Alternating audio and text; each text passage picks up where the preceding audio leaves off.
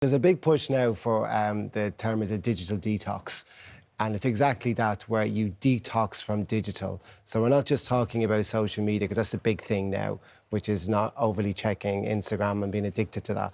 But there's a big push now as well for people to have that work-life balance, where work is work, life is life, and there's a big line down the middle. So no surprise at all that this push is happening from workers all over the world, because it's all about well-being now. And well-being is about having that time to be able to enjoy time with your family, go to yoga, go to the gym, whatever you want to do, have dinner. But that's not being interrupted by ping, ping, ping, ping, ping, and you're looking down the whole time. So this disconnect is really important. This is about boundaries and putting that boundary firmly in place. You're ruining your employee's life, you know, by constantly emailing them and checking your emails too. Oh, really? Our job is a service industry job, and basically our clients demand our attention, so to speak. So if I'm sat at home on a night and I don't check my emails, there might be an opportunity that I've missed from a business perspective, where a client said, I need 10 people in the morning at 9 o'clock, please can you get me them? If I haven't checked my email and I arrive at 9 o'clock in the morning, switch on my computer and there goes an email, ring the client, well, I'm sorry, Jane, you didn't respond to me, I've already gone to another company. So I agree. I mean, when I first started in this industry, there was no such things as computers, never mind mobile phones. And at 5 o'clock, you went home because, you know, nobody could get in contact with you. But it's the demand from the customers. But I think maybe we need a new code where just because I'm emailing, I'm mea culpa here, I very often do this because I work odd hours. I will email saying, yes, I can do that, or can you just check the location of that for me? I certainly do not expect people to get back to me at that time. So I've started putting not urgent in the subject line. That's so good. People know. So it's almost like maybe we need a new code, don't we, where your boss thinks, OK, I need to do this, but there's an urgent emails which you should look at, and actually some urgent emails which go filter into a different system. Yeah, I think that obviously there's balance here, that if it's urgent, and obviously, yeah, but even with urgent stuff, you kind of think, well, how would you define that? Like, what is urgent? The company's going out of business, or, you know, I think there's an expectation here that... I think something that can't wait till the next morning.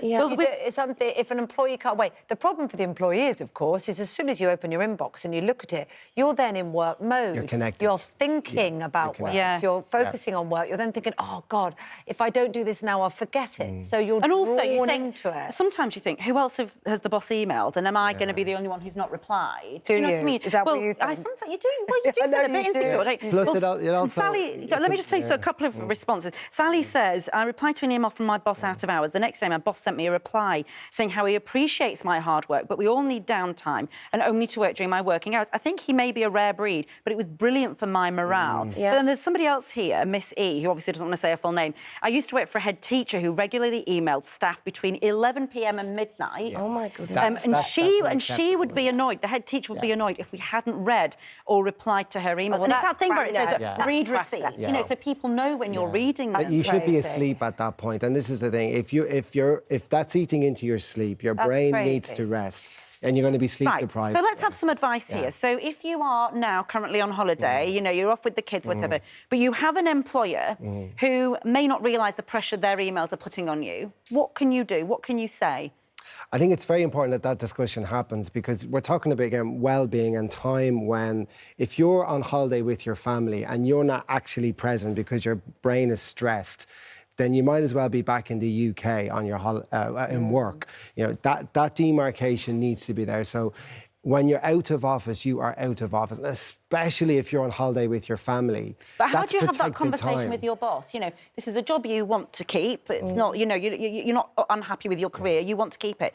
But you also, you know, we're having this discussion. What do you say? What would you say? What would you accept from an employee of yours? Yeah. They may all be watching this morning. Yes, they probably will But be. what would you accept then as a boss who has got a busy business? And, you know, like you're saying, that you're replying to clients because it keeps them their jobs. You know, if you lose business, they lose their jobs. Absolutely, yeah. So you're doing it for them and yourself. Yeah. What can they say to you about out of hours you know, emails? I totally agree with going on holiday and switching off. My business partner's just gone on holiday, and she said I might not get much connection, but I know she will go in and check her emails because that's what she's like. But when you own a business, That's a good one. different. Pretend there's no connection or Wi-Fi. You've just given me an I idea. went on a cruise for a week and I spent more on actually internet connection than I did on alcohol. You did? Yeah, because I was like, I need to get on the But so thing. for an employee, I think it's different if you're running a business. Yes. That's your choice. But even Yeah. still, you need your time away from business head. You're right. Just to, I agree you do, but I get paranoid if I don't check.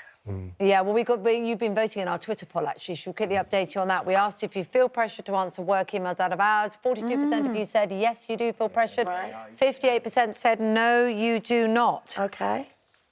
So something needs to change, and we maybe need to be having that conversation. But we'll email about you. We'll email you later. Let us know. Yeah, tonight I'll email you just to find out what Do you it when really we get up about 2 in the morning. They'll love that, won't they? Now, Laura is always switched on. If you follow her on Twitter, you know that she's always